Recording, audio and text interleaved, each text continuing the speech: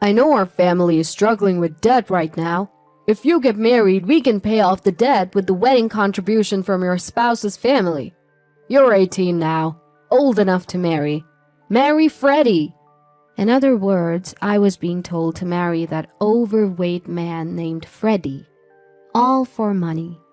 For a moment, I thought it was utterly unreasonable. But then, I realized I had only two options. Either plunge into a hell of debt by refusing to marry or spend my life with Freddie. As these were the only choices swirling in my head, I remembered something. I was willing to do anything to get out of this house. The story goes back over a decade. My name is Felicity. I grew up being treated terribly by my parents.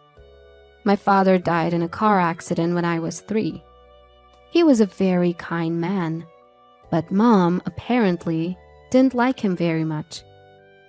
I have no memories of being loved by Mom, probably because I resembled my father.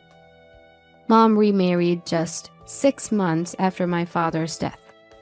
According to her, she had been involved with my adoptive father even when my father was alive. Mom and my adoptive father, who had betrayed my kind father, treated me horribly. I was treated as if I didn't exist, and my pleas were always ignored. It seemed to get worse after my sister Olivia was born. Mom and my adoptive father adored Olivia. Unlike Olivia, who received all their love, I was always treated as an outcast. They did give me birthday presents every year, but they were small things like pencils or erasers, while Olivia got anything she wanted. Even at Christmas, Santa Claus never came for me. When I was little, I often cried alone, hugging my knees, thinking that Santa didn't come because I was a bad child. During those painful days, something happened. I was 7 years old. On a day when heavy rain was falling due to a hurricane, Olivia got a fever. My parents, who adored Olivia, were in a panic. My adoptive father told me to buy a sports drink for Olivia. Reluctantly, I went out in the pouring rain wearing a raincoat, but my small body struggled against the strong wind and heavy rain. Moreover, our house was in the countryside, and it took an hour to reach the nearest supermarket on my little legs. When I finally reached the supermarket, after great difficulty, I was shocked. I couldn't find the wallet I thought I had brought. I might have dropped it when the wind knocked me down. As I was about to turn back, tears welling in my eyes, I suddenly heard, "Wait a minute!" from my older brother. The high school student-like older brother said, "Are you alone? It's dangerous in this weather," in a kind voice. I burst into tears at his gentle demeanor and explained my situation. I desperately told him about my sister's fever and how my parents had sent me shopping, and the older brother seemed to understand my situation. "You don't need to look for your wallet. I'll help you with the shopping," he said, and he helped me with all my shopping. I had lost my wallet and couldn't pay a single dollar, but my older brother told me not to worry and even gave me the change. He also took me close to home in a taxi, and I felt the kindness of others for the first time in a long time. "Thank you, big brother," I said with all my heart as I got out of the taxi, and my elder brother's gentle smile was very impressive. I, who had spent such a childhood, turned 18. When I was a child, I only felt constrained by being treated differently from my sister. But now, as an 11th grader, my problem is money. Mom and adoptive father were against me going to high school in the first place. Apparently, they thought it was a waste to spend money on me.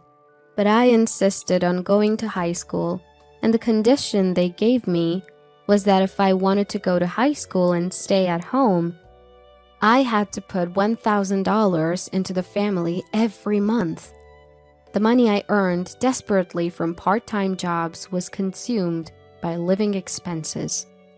When I became an 11th grader, I had to study for college in addition to my part-time job, and I was very busy.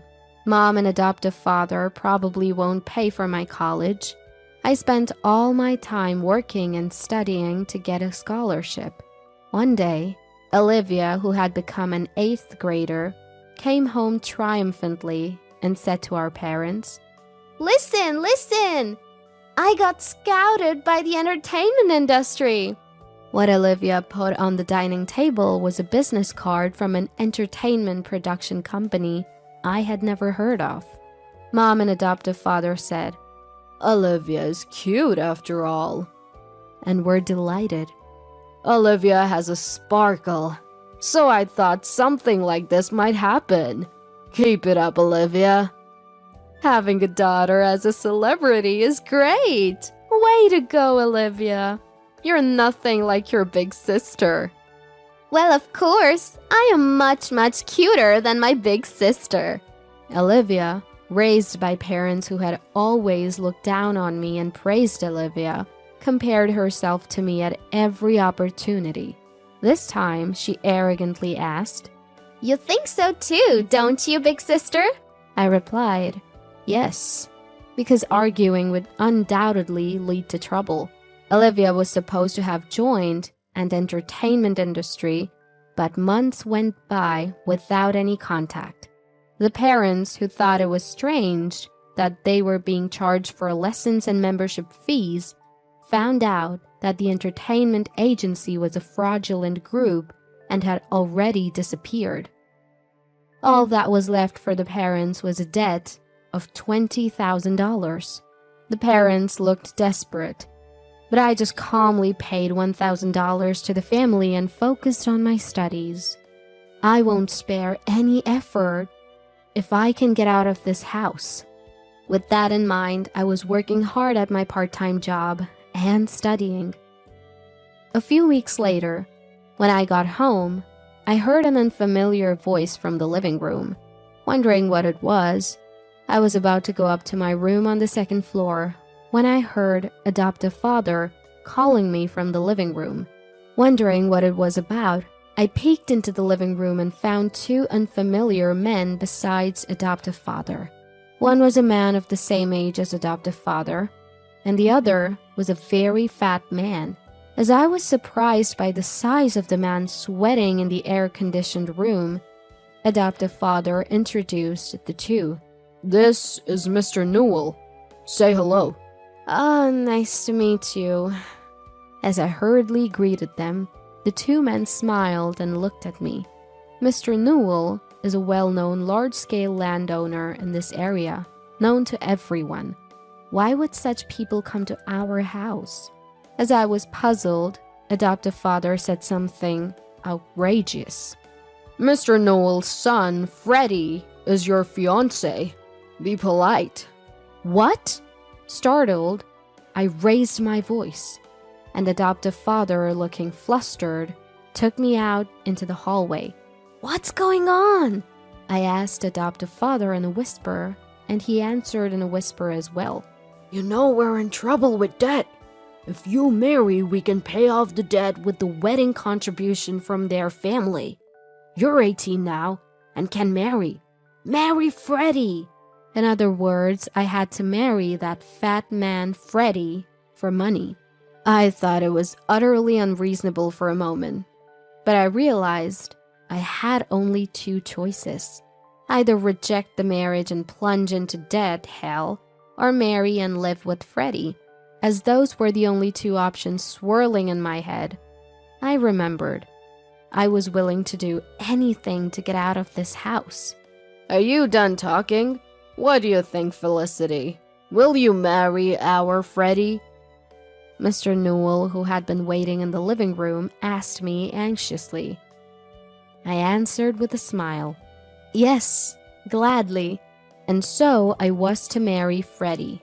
That very day I was told to live at Freddie's house right away and was kicked out of the house. With only my study materials, Freddie asked, "Don't you have any clothes or anything?" But I had never bought cute clothes. "That's all I have," I said. Freddie lowered his eyebrows and said, "I see." Mr. Newell, no, my father-in-law, was a well-known landowner whose name I had heard. But he was a very friendly person. His car drove through a large gate and into a vast estate, and it stopped in front of a solitary house. "This is a separate house I built for Freddie when he got married. But Freddie couldn't find a spouse. I'm glad a wonderful woman like Felicity is marrying him. I live in the main house, so Felicity, you should live here with Freddie." With just a brief explanation, my father-in-law said, "Well, I'll leave it to the young couple," and left Freddie and me behind. Suddenly alone, I was a bit wary of Freddie, but he calmly showed me around the separate house. As he brought me to a spacious room furnished with furniture, saying, "This is your room, Felicity. This inside lock works, and if you're worried, don't hesitate to ask for a key change. I won't lay a finger on you, Felicity. I've told your parents that we'll cover your high school expenses. You should reduce your part-time job if you can. That way, you can study more. If you want to go to college, I'll let you go." I blinked at the unexpectedly good treatment. Freddie even said he had no intention of getting a marriage license, and that we would have a common law marriage, so I could go to another man if I found one I liked. Far exceeding my expectations, I inadvertently asked, "What is this marriage for? I feel like I'm the only one benefiting." I wondered if it was rude after I said it, but it would be troublesome if I were asked for something outrageous later. Thinking I should check just in case, I waited for Freddie's words, and he began, "I might be meddling, but..." and then answered, "I thought you might be in trouble, Felicity. Do you remember when you went shopping on the day of the hurricane when you were little? We met then, but do you remember?" I was taken aback. There's no way I wouldn't remember. I still remembered the face of the kind older brother from that time. I realized that if older brother gained weight, he might look like this. "Are you the older brother from that time? I'm sorry I didn't recognize you." "It can't be helped since I've gained a lot of weight. Stress from becoming a working adult made me eat too much. But you haven't changed, Felicity. When my dad showed me your picture and asked if I wanted to marry you, I knew right away it was you.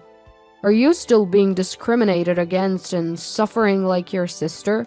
Just like on the day of the hurricane, Freddie spoke to me kindly, and I nodded. Then Freddie smiled to reassure me. "It's okay now. You don't have to worry about money or being treated badly anymore. You can live freely in this house, okay?" Touched by Freddie's kindness, tears welled up in my eyes. In front of Freddie, who hurriedly handed me a beautiful handkerchief, I cried and cried. And from that day on, Freddie and I started living together. I spent my first ever free time studying. I was so happy to be able to study for college like this. Freddie said he didn't need living expenses, but I decided to contribute only $300 because living for free felt constraining. Since I only had to earn $300 and my allowance, I was able to significantly reduce my part-time job hours. Freddie took the initiative in doing household chores. And when I was doing them, he would kindly say, "You can go study," and take over for me. In the happiest days of my life, Freddie and I gradually grew closer. We spent our days like an ordinary married couple, laughing together while watching variety shows and going out on holidays. A few months later, I was leading a calm life when I received a phone call from my adoptive father. What could he want now, after never worrying about me and leaving me alone all this time? I picked up the phone with a bad feeling. Hello? Felicity, is that you? Mom's in serious trouble.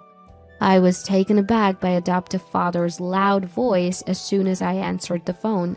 According to adoptive father, Mom had fallen sick and needed immediate surgery, so he was calling me to ask to transfer $10,000 to a specified account.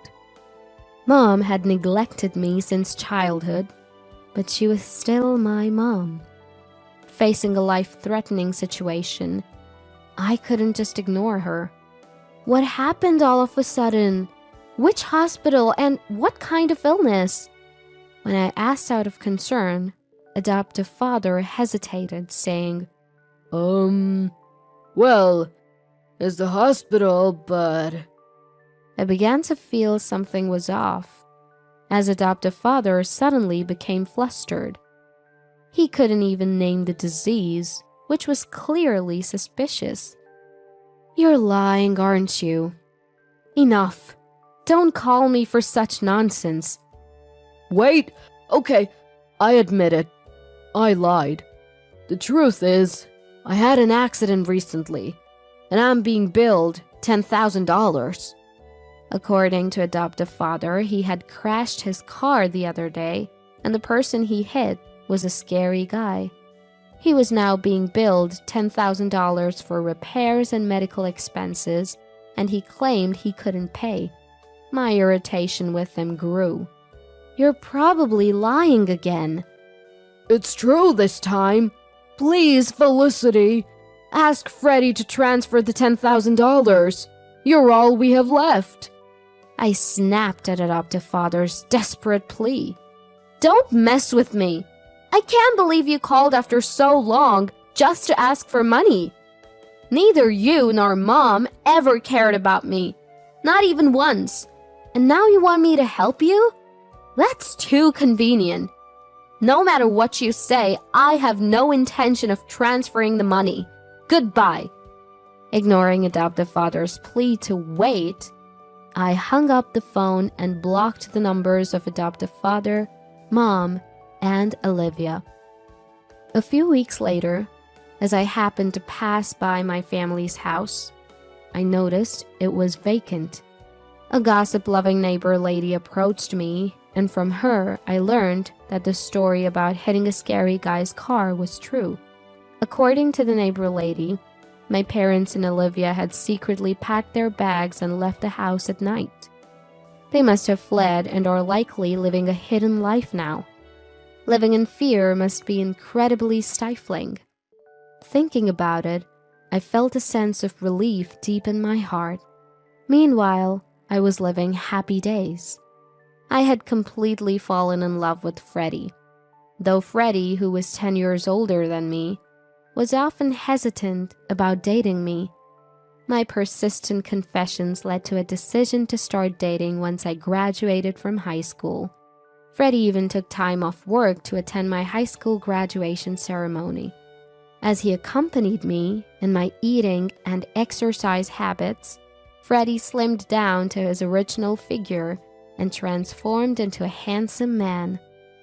My friends were envious when I proudly introduced him as my boyfriend.